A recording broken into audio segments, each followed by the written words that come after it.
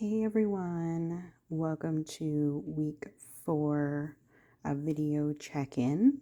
I know we've all been getting ready for our final. That's been heavily on my mind,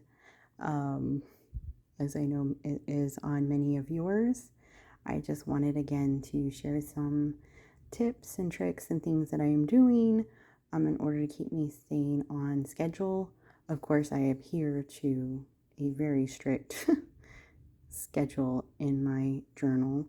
But one of the things I've been focusing on is also going through our emails, getting them printed out, and going through and kind of highlighting and underlining things that I can do to incorporate in the final paper, as well as in our EVPs.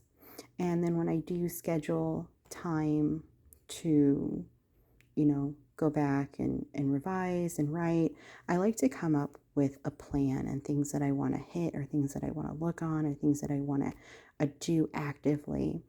I think this really keeps me focused when I'm like, this is my, 30 minutes to an hour to, to revise this paper. This also helps in my communication when, okay, this is what I was trying to do. This is what I was looking at. This is what I was hoping to accomplish. Did I get this accomplished? I think that really helps. And so I was just wanting to pass some stuff on to you guys to see if that's something, you might incorporate. Another thing I've been doing is creating these project trackers because, as you can see with the deadline, it's very impending. We're down to the last week. So I want to make sure that I have my mini deadlines, my main steps, as well as the things that I do want to focus on. I want to make sure that I have time to get all of this done. And of course, it's all about working ahead.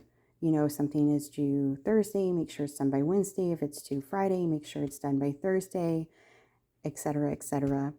One of the things that I'm really focusing on, of course, is the notes. One of the things that I don't like when I'm sitting down to compose is having to, like, what page is it on?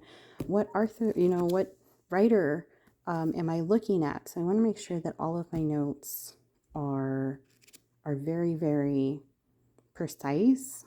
They are, so that way when I sit down, I know where to look it up. I know what the page numbers are.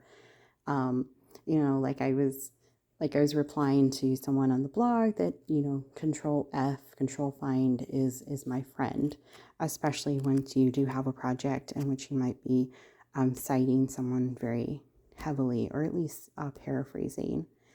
I would say one of the things that I was kind of sort of disappointed on this week is that we only had to pick one.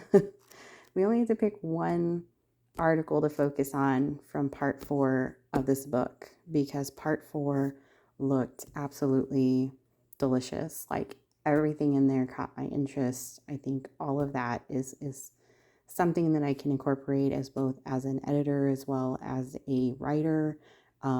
So even after this course will end, I am going to be checking out part 4 of this book because I loved it. I focused on Diana Gill's section through here, and it really blew my mind as far as everything goes. It's the Duke's Deaths and Dragons on how to edit genre fiction, and I just could not say enough about how this has helped me as an editor as well as a writer is concerned. So that was the only thing that I was a little disappointed. I was like, I wanted more of part 4, but yes, I do wish everybody luck in their final presentations. I hope everybody is doing well, and if anybody needs anything, I am here to give as much advice and assistance as needed.